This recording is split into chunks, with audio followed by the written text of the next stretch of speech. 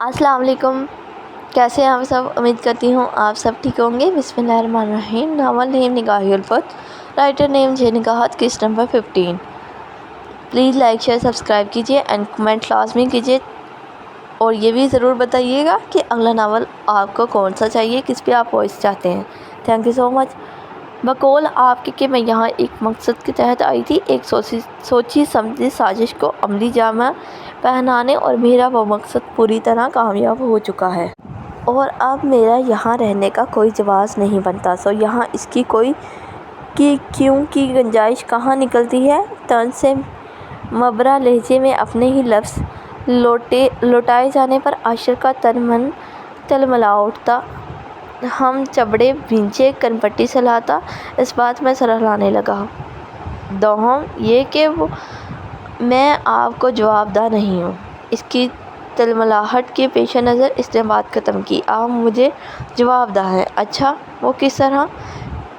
ترش انداز پر اس نے سنجیدہ نظر اٹھائی۔ آپ بہتر جانتی ہیں کس طرح۔ اپنی اجنبیت کا جواب میں مقابل کی اجنبیت بھرے انداز پر عاشر کا روا سلگ اٹھا تھا، معذرت کے ساتھ، لیکن یہ زحمت آپ ہی کو اٹھانی ہوگی، کیونکہ میں بالکل بھی نہیں جانتی میں کس طرح آپ کو جواب دہ ہوں۔ سنجیدہ سپاٹ لہجے میں ہلکی سی تلخی نمایاں ہوئی، جو عاشر کے ماتھے کے سلوٹوں میں خطیر اضافہ کا باعث بنی، کیونکہ میری ناقص معلومات کی روشنی میں کوئی بھی انسان عام طور پر اپنی زندگی میں 3 انسان کو لازماً جواب دہ ہوتا ہے: ماں، باپ، باس اور لائف پارٹنر۔ باپ اور باس آپ میرے ہیں نہیں ہیں۔ تھرڈ آپشن کا تو خیر ہم رہنے ہی دیتے ہیں۔ دائیں جانب سر جھٹکتے وہ زخمی سا مسکرائی۔ عاشر کی عضلات مزید سلگ اٹھے۔ اس گھر میں آپ نے مجھے کس حیثیت سے رہنے دیا تھا، یہ آپ بہت واضح الفاظ میں بتا چکے ہیں۔ اپنے سب سے بڑے دشمن اور قابل نفرت انسان کی بیٹی کو آپ نے اپنا مہمان سمجھا، اسے اپنے گھر پوری عزت اور احترام کے ساتھ رکھا۔ آپ کے اس اعلیٰ ظرفی کے میں دل سے متعارف ہوں، لیکن ایک زبردستی کی مہمان اور میزبان کا رشتہ ایسا نہیں ہوتا کہ وہ ایک دوسرے کو جواب دہ ہوں۔ زبردستی کے مہمان تو واہلے جان ہوتے ہیں، جیسے بھی چاہیں اس سے جان چھوٹ جائے۔ میزبان کی بس یہی ایک دعا ہوتی ہے۔ خیر، آپ کو نتیجے سے مطلب ہونا چاہیے۔ سود اور زبان کی لا یعنی بحث میں پھنس کر وہ سب کہہ گئی جو وہ کہنا قطعاً نہیں چاہتی تھی۔ احساس ہوا تو زبان سنبھلی، لیکن تیر کمان سے نکل چکا تھا۔ سو آپ کی سر ٹلی مصیبت ہوٹل میں رہے، فٹ پاتھ پر رہے، قبر میں رہے یا تابوت میں، وہ آپ کا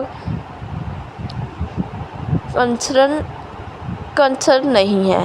کندھے اچکا کر اپنی بات سمیٹتی وہ ٹیبل سے فائل اور بیگ اٹھانے کے لیے بڑھی۔ آپ اپنے آپ کو سمجھتی کیا ہیں؟ جھٹکے سے اس کا بازو اپنی سخت گرفت میں لیتا وہ اساتذہ کی مانند پھنکارا۔ میں اپنے آپ کو کچھ نہیں سمجھتی۔ زوردار تصادم سے ارض و سما اس کی نگاہوں میں گما تو سہارا پھر انہیں مضبوط شانوں کو لیا۔ جب سے پیدا ہوئی ہوں لاشعور میں اپنی تلاش میں ہوں، اور زندگی کے 24 پہر گزر گئے، لیکن تلاش ختم نہیں ہوئی۔ لیکن اتفاق دیکھیں، فقط 4 ماہ میں میں نے آپ کو کچھ سمجھا تھا، بلکہ بہت کچھ سمجھا تھا، لیکن وہ سب میری خام خیالی نکلی، بس خیال، جو حقیقت کے آگے واہوں کے مانند اپنا وجود کھو بیٹھا۔ آخر تک اس کی یأسیت میں ڈوبی آواز سرگوشی میں بدل گئی، اور آنکھوں میں گہرا دند، لبوں پر اپنا ہی مذاق اڑاتی مزاحیہ مسکراہٹ چمک گئی۔ اب میری راہ میں حائل نہیں ہوتی یادیں، اب تیرے شہر سے گزرواں تو گزر جاتی ہوں۔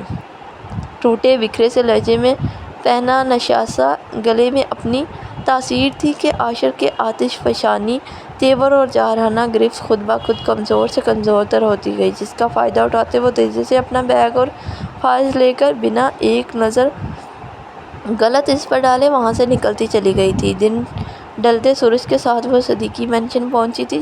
سامنے ہی آج دوپہر ہی دورے سے لوٹے بختیار صدیقی بڑے ریلیکس انداز میں گارڈن میں اپنی پسندیدہ جگہ ایزی چیئر پر نشستہ، ایک ہاتھ میں کافی مگ دوسرے میں ٹیبلٹ اٹھائے گلبر خبروں کی سرخیوں پر سرسری سی نظر ڈالتے ہوئے موسم سے لطف اٹھا رہے تھے۔ اپنی سگی اولاد کی زندگی میں فقط انا کی تسکین کے لیے تلازم برپا کر رکھ دیاور صدیقی جیسا واحد انسان ہی ہوگا جو اس قدر مطمئن پرسکون ہوگا۔ وہ تلخی سے سوچ کر سر جھٹکتی ہوئی اس پاٹ سے انداز میں سلام کر کے اس کے مقابل رکھی خالی کرسی پر بیٹھ گئی۔ اس کے سلام کا جواب ذرا سا سر کو خم دیتے ہوئے انہوں نے اپنے انہماک کے لحظے بھر کے لیے بھی ترک غیر اہم جانا۔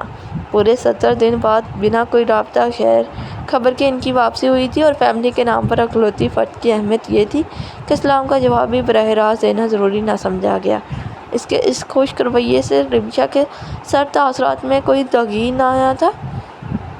اسے ان سے ایسی کسی پذیرانہ شفقت واہلانہ محبت کی نہ عادت تھی نہ توقع، سو وہ ان کے فری ہونے تک گارڈن میں نگاہ دوڑانے لگی۔ سرسبز و شاداب گارڈن کے مخصوص حصے میں ہر سال کی طرح باغبانی کے بہترین موسم کا فائدہ اٹھاتے ہوئے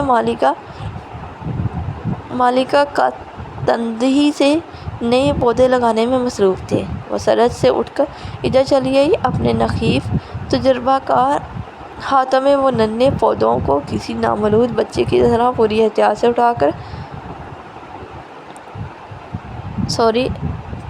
کھرپی سے کھودی گئی جگہ میں ڈال کر اوپر سے مٹی ڈالتے ہوئے اس قدر احتیاط اور نرمی برت رہے تھے گویا ان کی ذرا سی بے احتیاطی اس ننھی کونپلیوں اور اکادکل پھول سے سجے پودے چھوٹے ڈسپوزیبل پیکٹ میں بند پودے کو تباہ کر دے گی۔ مالی اور پودوں کے اس دلچسپ رشتے نے اس کے مضطرب اور ملول ذہن کو جذباتی طور پر ہی صحیح تلخ خیالوں سے آزاد کیا تھا۔ اپنی دلچسپی اور تجسس میں اس نے ان پودوں کے متعلق کئی سوال کر ڈالے جس کا انہوں نے بڑے صباؤ سے تجربہ کار انداز میں تسلی بخش جواب دیا تھا، جس پر کتنے دنوں بعد اس کی اداس آنکھیں مسکرائی تھیں۔ مالکہ کہا ہمیں لگانا تو ان پودوں کو اس مٹی میں ہی ہے، یہی مٹی اب اس کی پہچان ہوگی، پھر ڈائریکٹ انہیں اس مٹی میں کیوں نہیں لگا رہے؟ اس طرح اس ساتھ آئے مٹی کو سہار ڈالنے کا مقصد مالی کے مٹی میں سنے ہاتھ پر نظر گاڑے اس نے دلچسپی سے پوچھا۔ وہ اس لیے بیٹا جی کہ اس مٹی میں اس ننھے پودے کی ننھی جڑیں میں پھیلی ہوئی ہے جو اس مٹی میں پنپی ہیں۔ اگر ہم پودوں کو اس مٹی سے جدا کر کے کسی اور مٹی میں ڈائریکٹ لگائیں گے تو پودے برباد ہو جائیں گے۔ جڑی زد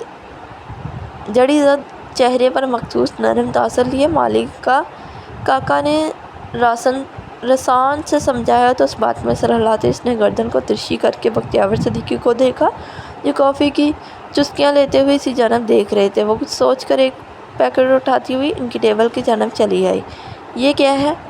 مٹی سے سنا پیکٹ ٹیبل پر رکھنے پر انہوں نے ناگواری سے بیٹی کو دیکھا۔ رشتہ صاحب کا نشست سنبھلتی وہ سنجیدہ تھی۔ کیا بکواس ہے یہ؟ اس کی فضول سی بات پر اس کے تیور بگڑے۔ بکواس نہیں ڈیڈ، آپ نے بھی تو سنا، ابھی مالی کاکا نے اس پودے اور اس مٹی کے رشتے کو اتنے بہترین طریقے سے ایکسپلین کیا تھا۔ وہ نازکی سے پودے کی ننھی کونپلی کو چھیڑتی بیوقوفانہ انداز میں بولی تو ان کے ماتھے پر بیک وقت نافہمی اور ناگواری کے بل پڑے۔ تو ڈیڈ، مالی کاکا نے کہا ہے اگر اس پودے کو اس مٹی سے جدا کر کے ڈائریکٹ نئی مٹی میں لگایا جائے تو وہ ایڈجسٹ نہیں کر پائیں گے اور برباد ہو جائیں گے۔ مالی کاکا الفاظ درہت اور وہ اب پھول کی پتی کو نرمی سے چھو رہی تھی۔ So what? وہ جھنجھلا گئی۔ اس کے عجیب منطق پر انہیں حقیقتاً اپنی بیٹی کی اس حرکت کا محرک سمجھ نہیں آیا تھا۔ اس کے مطابق تو اس کی حرکت کے لیے احتجاج کرنا تھا جس کے لیے وہ آئی تھی، لیکن وہ پودوں کا فلسفہ انہیں سمجھا رہی تھی۔ عجیب مان اور آرو کے عاشر حسن سے اس مٹی اور پودے جیسا رشتہ ہے ڈیڈ۔ جس طرح اس مٹی میں اس پودے کی ننھی جڑیں پھیلی ہوئی ہیں، ٹھیک اسی طرح عاشر حسن میں ان دونوں کا پورا بچپن سمایا ہوا ہے۔ جس طرح اس پودے کو اس مٹی سے جدا کر کے نئی جگہ لگائیں تو یہ برباد ہو جائیں گے، اسی طرح وہ بچے عاشر حسن سے جدا ہونے کے تصور سے ہی مر جائیں گے۔ کبھی کونپلیوں تو کبھی پھول کی پتی کو سلاتے دھیمے سروں پر کہتے۔ اس نے سر اٹھا کر پر امید نظروں سے بختیور صدیقی کو دیکھا جن کے عضلات تن گئے تھے۔ ڈیڈ، آپ کی دنیا میں بھلے عاشر حسن کا کوئی وجود نہیں ہے، لیکن ان دونوں کے لیے عاشر حسن کا وجود ہی ان کی دنیا ہے۔ اس شخص کی انگلی پکڑ کر انہوں نے چلنا سیکھا ہے، اس کے وجود کی حدت میں وہ پروان چڑھے ہیں، اس شخص نے انہیں اپنے خون پسینے سے سینچا ہے، وہ دونوں اس شخص کے بغیر نہیں رہ سکتے۔ میں نے ان کے انوکھے رشتے کو بہت قریب دیکھا ہے ڈیڈ، وہ ایک شخص ان دونوں کے لیے کافی ہے، ان دونوں کو کوئی متبادل نہیں ہے۔ عاشر حسن کے ہوتے انہیں کسی بھولے بسرے رشتے کی ضرورت نہیں۔ اس شخص اس حد تک اپنی ذات گرہ ان کے گرد اور ان کی ذات کا گھیرا ان کے گرد تنگ کر لیا ہے کہ ہمارا وجود ان کی زندگی میں نہ بھی آتا یا اب بھی چلے جائیں تو انہیں زیادہ فرق نہیں پڑے گا۔ لیکن عاشر حسن، وہ کھوئے انداز میں کہتی یاست سے سر جھٹک گئی۔ بختیور صدیقی کو خوف سے اپنی نشست چھوڑ کر پشت پر بازو باندھتے رخ موڑ کر کھڑے ہو گئے۔ جب وہ پھر شروع ہوئی، ان دونوں کی زندگی میں عاشر حسن کے کئی کردار ہیں ڈیڈ۔ جب وہ چھوٹی چھوٹی باتوں پر ضد کرتے ہیں، ناراض ہو جاتے ہیں، کسی بات پر اڑ جاتے ہیں، تب وہ شخص بنا ماتھے پر شکن لائے بغیر گندہ پیشانی سے بے غرض ماں کی طرح اپنی ممتا کی آغوش میں انہیں سمیٹ کر ان کی ضد نخروں کی سراخوں پر رکھ لیتا ہے۔ جب وہ من چاہی فرمائش کرتے ہیں تو بنا اپنی جیب دیکھے کسی مہربان باپ کی طرح ان کی ہر خواہش، ہر فرمائش پر لبیک کہتا ہے، اپنی پادرانہ محبت اور شفقت اس پر لٹاتا ہے۔ لٹاتا ہے۔ انہیں کھیلنا ہو تو ان کا دوست ہے، انہیں بحث کرنا ہو تو ان کا ساتھی ہے۔ ایک عاشر حسن ان کے لیے سب کچھ ہے ڈیڈ، اور عاشر حسن ان کی تو پوری دنیا ہی ان دونوں کے گرد گردش کرتی ہے۔ عاشر حسن کی پہلی ترجیح ہے دونوں ان کے لیے، دونوں سے پہلے، ان دونوں کے بعد کچھ نہیں ہے۔ اس شخص نے اپنی پوری زندگی ان کے لیے وقف کر رکھی ہے۔ I can't explain ڈیڈ، ان کا رشتہ کتنا پیور، کتنا اسپیشل ہے، اور ان رشتے کو الفاظ دیتے جذباتی ہو گئی تھی، لیکن پتھر میں شگاف نہ پڑا تھا۔ میں بالکل بھی انٹرسٹڈ نہیں ہوں۔ ان کا رشتہ کیسا ہے؟ وہ شفافیت کی انتہا کو چھوتے ہوئے بولے تو رمشا کا پر امید چہرہ ان کے سابقہ انداز پر طریق ہوا۔ میں بس اتنا جانتا ہوں، وہ صدیقی خاندان سے کوئی بھی ڈائریکٹ یا انڈائریکٹ تعلق ڈیزرو نہیں کرتا ہے۔ He is just an ordinary man، ایک معمولی سے ملازم طبقہ کا آدمی میرے برابر کھڑا ہو میری ایکسٹرا آرڈنری بیٹی کے حوالے سے یہ قطعی برداشت نہیں کر سکتا۔ میں جانتا ہوں جلد یا بردیر تم یہ سمجھ جاؤ گی، لیکن تب تک میں انتظار نہیں کر سکتا۔ وہ روحانیت کی حدود کو چھوتے قطعیت سے وہی راگ لاپ رہے تھے جیسے اتنی دیر سے رمشا ہواؤں سے مخاطب تھی۔ یہی دعویٰ تو آپ نے انصر بھائی کے تب بھی کیا تھا ڈیڈ۔ نتیجہ کیا ہوا؟ آج میرا بھائی منا مٹی تلے سویا ہے، وہ تلخی سے کہتی کھڑی ہوئی۔ جس انسان نے مجھ سے سر اٹھا کر بات نہ کرنے والی بیٹی کو میرے مقابل آ کر میری آنکھوں میں آنکھیں ڈال کر گھرانے پر اکسایا ہے، اسے تو بختیور صدیقی کی عدالت میں کڑی سے کڑی سزا ملنی چاہیے۔ وہ اس کی چوٹ کرنے پر بل کھا کر گھرایا تو وہ تعصب زد سے نفی میں سر ہلانے لگی۔ کسٹڈی کیس واپس لے ڈیڈ۔ وہ دونوں معصوم جن کا ابھی زندگی سے صحیح تعارف بھی نہیں ہوا ہے، ان کے ننھے قدم عدالت جیسی تلخ جگہ کی سیڑھیاں چڑھیں، ان کا معصوم ذہن متاثر ہوا، ایسا آپ بھی نہیں چاہیں گے۔ پھر آپ کی غیرت کس طرح گوارا کرے گی؟ آپ کے گھر کا معاملہ، آپ کے مرے ہوئے بیٹے کا باپ حیات عدالتوں میں سرِ عام اچھلے، ان کے بے رخی پر دل برداشتہ ہونے کے باوجود تحمل کا مظاہرہ کرتی، ان کے پتھر دل میں جذبات کی حدت پیدا کرنا چاہ رہی تھی۔ تمہاری حماقت سے جو ہمارے خاندان کے نام پر کیچڑ اچھالا ہے، اس سے تو کم ہی ہوگا۔ توقف لے کر وہ تنفر سے ہنکار بھر کر جتلائے۔ رمشا سرد سانس کھانچ کر کے ان کی پشت دیکھنے لگی۔ ڈیڈ، میں نے ایک دنیا کی موجودگی میں نکاح کیا ہے، کوئی چھپ کر گناہ نہیں کیا، تو میری سمجھ نہیں آ رہا اس سے ہمارے خاندان کی نیک نامی پر کیسے انگشت نمائی ہوئی؟ وہ اب بحث سے اکتانے لگی تھی۔ بختیور صدیقی نے پلٹ کر کینہ توز نظروں گھورا، اور ویسے بھی ڈیڈ، ڈیل کے مطابق اگر بائی کے ساتھ وہ حادثہ نہیں ہوا ہوتا تو میری واپسی پر آپ انہیں ایکسپٹ کرنا ہی تھا۔ ان کے بے حسی کا علم ہونے کے باوجود آج وہ آخری بار سارے کارڈ آزما رہی تھی۔ آف کورس، اور تمہاری وجہ سے ہی اب بھی دونوں بچوں کو ایکسپٹ کرنے کے لیے تیار ہوں۔ وہ رخ موڑے احسان کرنے کے انداز میں بولے، اوہ آئی سی۔ بھرپور جرح کے موڈ میں ہر طور انہیں اپنے فیصلے پر آخری بار نظر ثانی کے لیے آمادہ کرنے پر مزید رمشا کی تحمل آواز یکخط گہرے پاتال سے گونجی۔ وہ اٹھ کر عین اس کے مقابل آن کھڑی ہوئی۔ مطلب آپ کو ان بچوں سے کوئی انسیت نہیں ہے؟ صرف میری وجہ سے آپ انہیں ایکسپٹ کرنا چاہتے ہیں؟ مینیر، وہ بچے آپ کے لیے ایگزسٹ نہیں کرتے، جسٹ میری وجہ سے آپ انہیں اس بڑے سے مینشن میں اپنی اربوں کی جائیداد میں حصہ دینا چاہتے ہیں، صرف میری وجہ سے، رائٹ؟ اسپاٹ سے انداز میں ان کے بیان کو تکرے کر کے لفظ پر دباؤ بڑھاتے اس نے ان کی جانب دیکھا تو وہ نگاہ چڑھا کے، فائن، اٹس کمپلیٹلی فائن، مجھے یہی سننا تھا، بس میں یہی سننا چاہتی۔ نفی میں سر ہلاتے وہ ایک قدم پیچھے لینے لگی۔ چہرہ اسپاٹ تھا لیکن آنکھیں کرب اور اذیت سے گلال ہو رہی تھی۔ بختیور صدیقی نگاہ نہ چرا سکے، ان کی آنکھوں میں ہلکورے لیتی بے یقینی پر اس کی پشت پر بندھے بازو ڈھیلے ہو کر پہلو میں جھول گئے۔ Don't worry dead, just relax, just چل۔ اب آپ کے اونچے نام، اونچے شملے پر کوئی آنچ نہیں آئے گی، ہمیشہ کی طرح۔ ایٹ دی اینڈ آپ ہی کا فیصلہ مقدمہ مانا جائے گا، بس اس بار آپ کی مرضی میں اپنے انداز میں پورا کروں گی۔ رک کر زخمی انداز میں وہ مسکرائی تو بختیور صدیقی کو اپنے دل میں اس کے ٹوٹے لہجے کی کرچیاں چبھتی ہوئی محسوس ہوئیں۔ وہ لب بھیج گئے۔ اب کہاں جا رہی ہو؟ اس کا رخ گیٹ کی جانب دیکھ انہوں نے عقب سے آواز لگائی، ہوٹل۔ وہ بنا شکستہ قدموں کو روکے بولی، میں نے یہ گھر ملازموں کے لیے نہیں بنایا ہے۔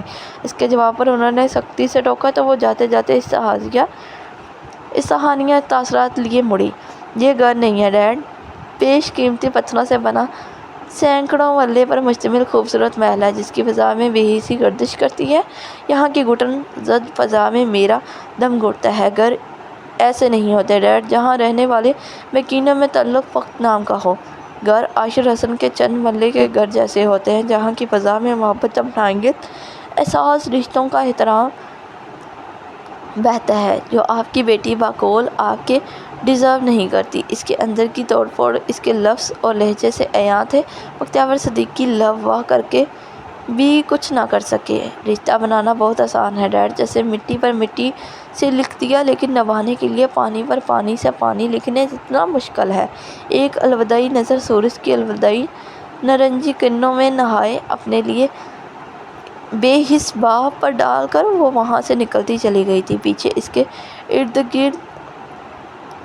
اس کے درد کو پہلی بار اپنے اندر محسوس کر رہے بختیور صدیقی مٹی کا مجسمہ بنے اس لمحہ بلمحہ دور جاتا دیکھ رہے تھے۔ وہ ایک شخص جو کم میسر ہے۔ ہم کو آرزو ہے کہ کسی روز وہ پورا مل جائے۔ اسے کہنے کی ملاقات ادھوری تھی، وہ اسے کہنا کہ کبھی آ کر دوبارہ مل جائے۔ اس کے اندر بڑھ کے بے چینیوں کے گہرے سمندر میں بختیور صدیقی سے ملاقات کے بعد بھاری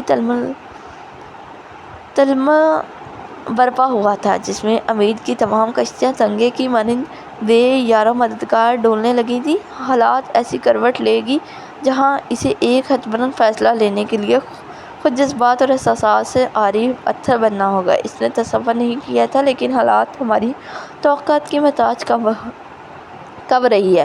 وہ لا کی موٹی سی کتاب کی ورق بے خیالی میں الٹتے ہوئے آخری بار شکستہ اعصاب سنگ تمام واقعات پر نظر ثانی کر رہی تھی، لیکن بال سے کھال نکالنے والی ایڈوکیٹ رمشا اپنی زندگی کے اتنے بڑے کیس میں ایک لوپ ہول ڈھونڈنے میں بری طرح ناکام ٹھہری تھی، اور اپنی اس ناکامی کا جو نتیجہ نکلنے والا تھا وہ یقیناً اس کی پوری زندگی بدل کر رکھ دینے والا تھا۔ کتاب کو بے دلی سے ٹیبل پر رکھتے کرسی پر جھول کر وہ جلتی فکر اذیت میں ڈوبی آنکھیں موند گئی۔ بچوں سے وہ مسلسل رابطے میں تھی، روزانہ دونوں سے ملنے سفیان کے گھر بھی ایک چکر لازمی لگاتی۔ فون پر بھی رابطہ تھا، لیکن دل کے لاکھ اصرار پر بھی وہ حسن منزل کی طرف قدم تو کیا نگاہ اٹھانے کی ہمت نہیں کر پا رہی تھی۔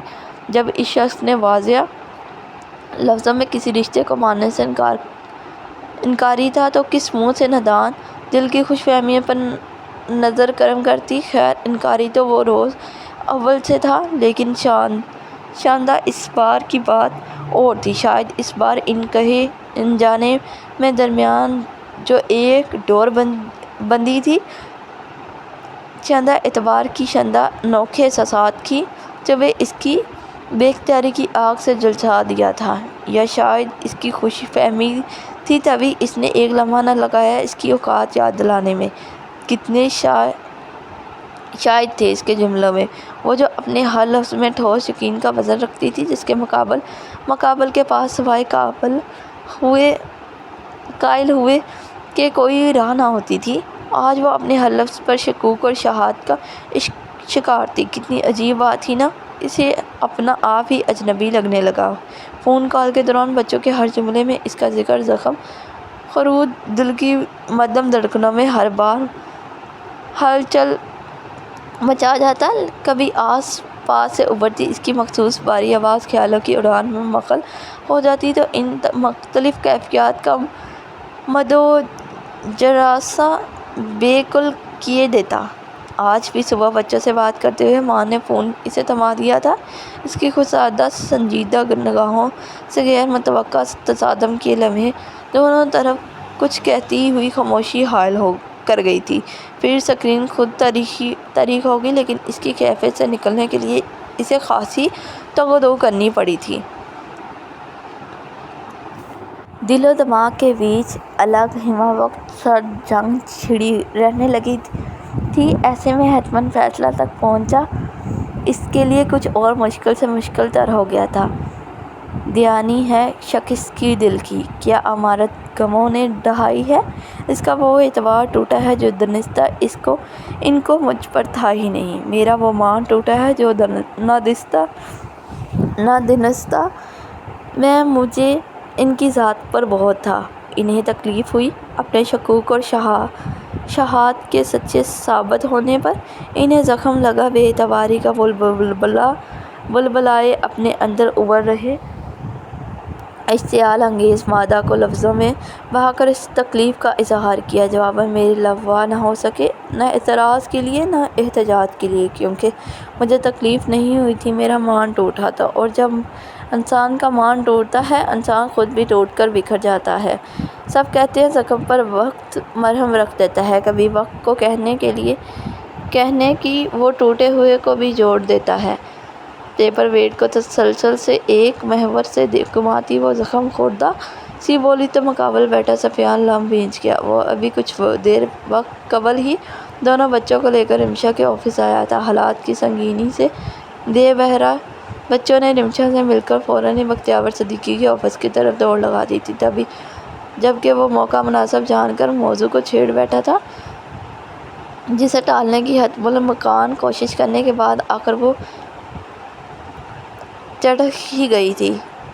آئی نو، یہ سننے میں آپ کو مضحک خیز لگ رہا ہوگا، مطلب جس نہج کا ہمارا رشتہ تھا، جس طرح یہ رشتہ بنا تھا، اس میں مان، امید، بھروسہ جیسے لفظوں کی گنجائش کسی طور نہیں نکلتی۔ حقیقت کے ہر روپ سے واقفیت رکھنے کے باوجود نہ جانے کیوں مجھے بہت سی خوش فہمیاں لاحق ہو گئی تھیں، جو آپ کے دوست بوقت دور کر دی۔ سفیان کی خاموشی کا الگ مطلب نکالتے وہ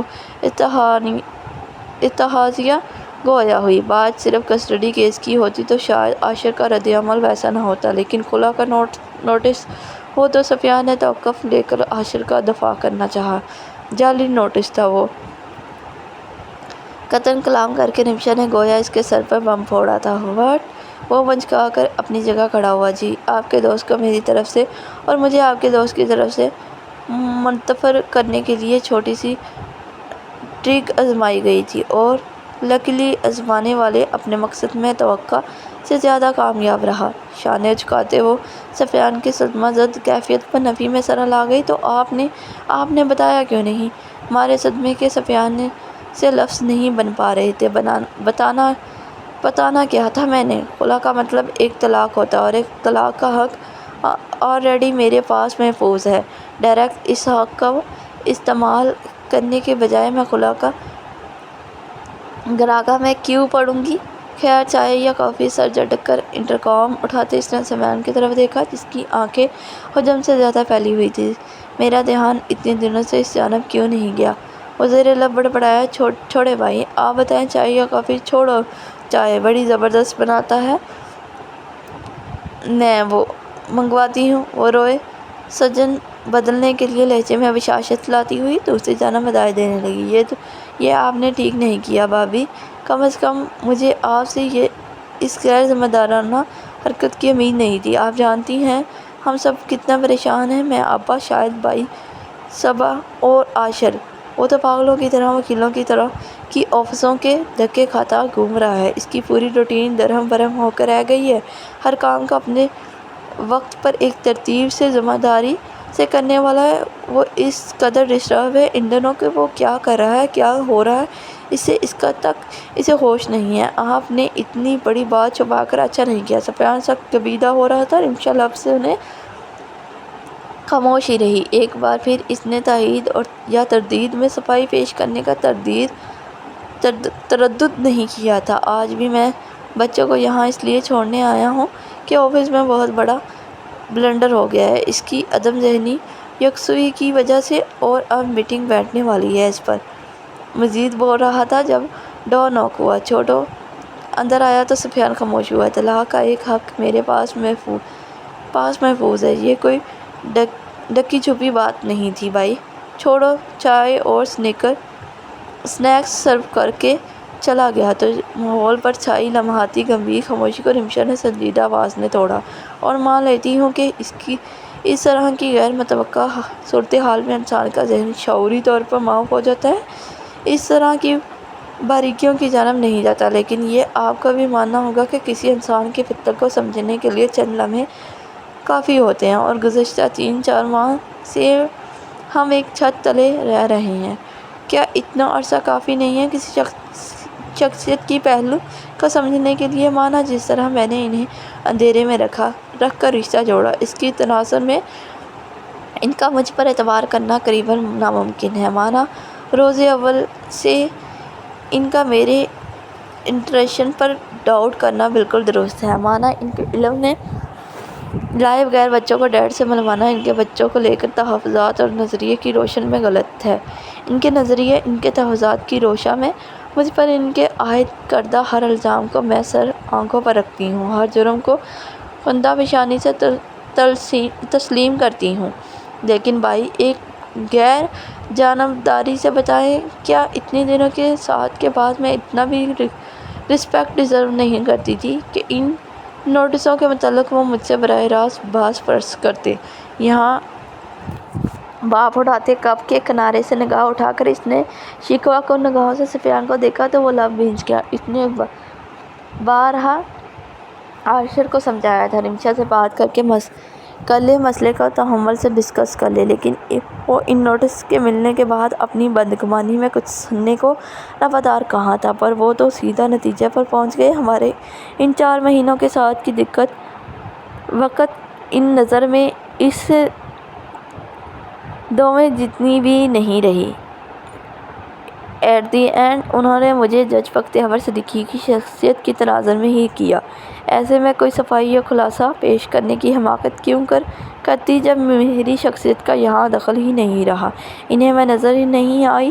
نظر آیا تو ڈیڈی کا گزشتہ نادر سلوک، ان کی بے حسی، اس کی سفاکیات۔ رمشا کہاں ہے؟ اس سارے معاملے میں بختیور صدیقی اور عاشر حسن ہی ہیں۔ یہاں صرف ڈیڈی کو عاشر حسن نظر آتا ہے اور عاشر حسن کو بختیور صدیقی۔ کسی کو کسی کو بھی میرے وجود، میری مرضی، میرے نظریے، میرے جذبات اور احساسات کی پڑی ہی نہیں ہے۔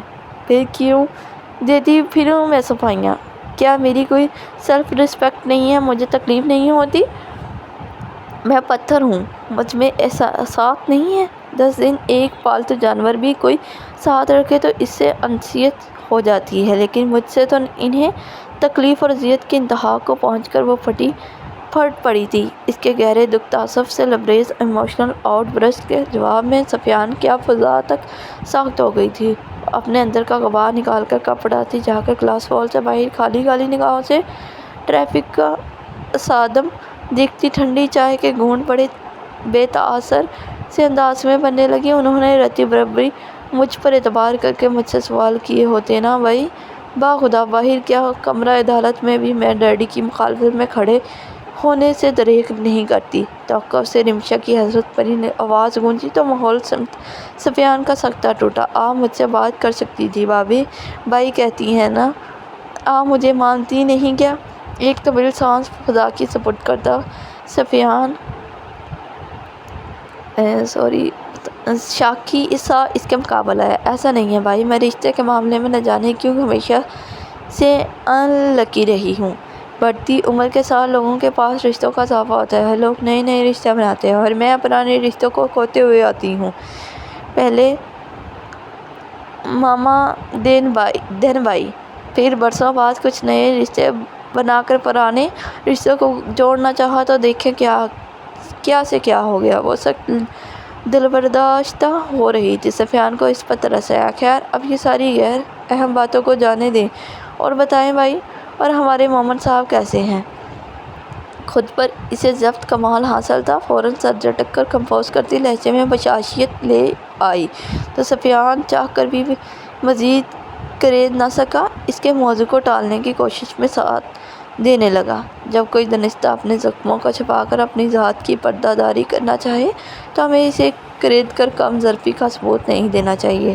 یہی سوچ کر صفیان چپ ہو گیا۔ آپ دونوں ہم خیال تو ہیں لیکن ہم قدم نہیں، ایک ہی راہ چل رہے ہیں لیکن الگ الگ۔ یہی وجہ ہے آپ دونوں یکساں اذیت سے دوچار ہو کر بھی اعلیٰ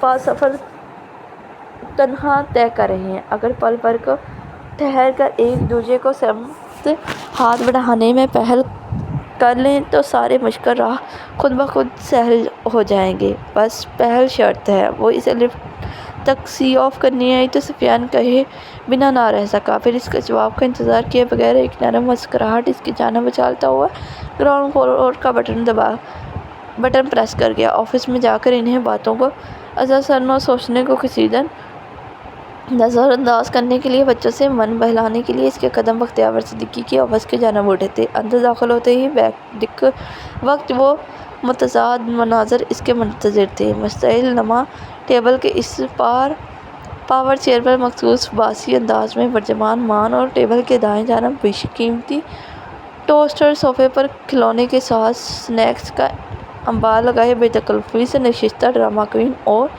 سنگل صوفے پر تنفر سے مبرا تاثرات سنگ برجمان بختیار صدیقی۔ حیران کن صرف تینوں نفوس کی نشست یہاں موجود حالات نہیں تھے بلکہ آفس کا پورا ماحول ہی تعجب خیز تھا۔ ڈسپلن کے معاملے میں رتی بھر رعایت نہ برتنے والے بختیار صدیقی آرو کے اتنے پھیلاوے اور ٹی وی پر چلا رہے کارٹون کے ساؤنڈ پروف دیواروں سے سر پھٹتی آواز میں بھی ماتھے پر شکن لائے بغیر اس سے محو کلام تھے۔ تضاد ان کے چیئر پر پورے حق سے برجمان مان کے ہاتھ میں موجود ان کا پرسنل ٹیبلٹ جو ہمیشہ ان کے ہمراہ ہوتا تھا، جسے آج کی تاریخ تک شاید ہی بختیار صدیقی نے اپنے علاوہ کسی کو آپریٹ کرنے کی اجازت دی ہو۔ اس کے اسسٹنٹ کو محض بحفاظت ان کے ہاتھ تک پہنچانے کی اجازت تھی۔ رمشا نے خود آج تک اس ٹیبلٹ کو ہاتھ نہیں لگایا تھا جس میں یقیناً مان گیم کھیل رہا تھا، تبھی وہ اپنے ٹیبلٹ کو گھمانے کے چکر میں کبھی کرسی سمیت ادھر گھوم رہا تھا تو وہ کبھی ادھر۔